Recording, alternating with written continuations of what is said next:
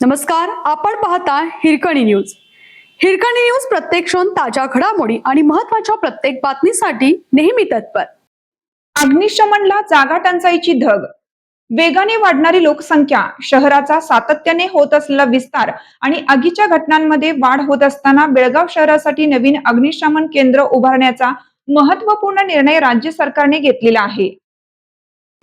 राज्य मंत्रिमंडळाने यासाठी 10.44 कोटी रुपयांच्या निधीस वर्षभरापूर्वी मंजुरी दिली असली तरी जागेअभावी हा महत्त्वाकांक्षी प्रकल्प रखडला आहे. योग्य जागा उपलब्ध झाल्यानंतरच नवीन अग्निशमन केंद्र सुरू होऊ शकणार आहे. त्यामुळे कोणी जागा देता का जागा असे म्हणण्याची वेळ अग्निशमन विभागावर आली आहे. सध्या संपूर्ण बेळगाव शहर आणि तालुका केवळ एका अग्निशमन केंद्रावर अवलंबून आहे. शहरातील आग विझवण्याबरोबरच ग्रामीण भाग आणि इतर तालुक्यांमध्येही अग्निशमन दलाला धाव घ्यावी लागत असल्याने यंत्रणेवर मोठा ताण आहे.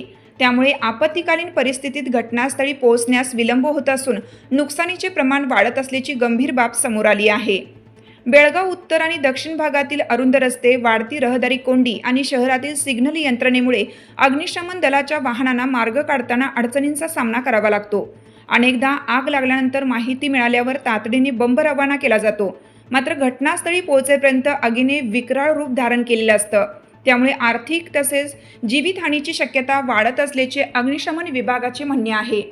बेळगाव शहरात 3 विधानसभा मतदारसंघ असून शहराभोवती दाट लोकवस्तीची अनेक गावे आहेत.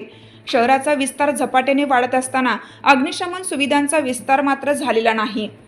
हलगा सुवर्ण साऊथ परिसरात नवीन अग्निशमन केंद्र सुरू करण्याचा प्रयत्न करण्यात आला होता. मात्र आवश्यक जागा उपलब्ध न झाल्याने तो प्रस्ताव रेंगाळला आहे. आपल्या हिरकणी न्यूज चॅनलला लाईक करा, शेअर करा आणि सबस्क्राईब करायला विसरू नका आणि रहा अपडेट.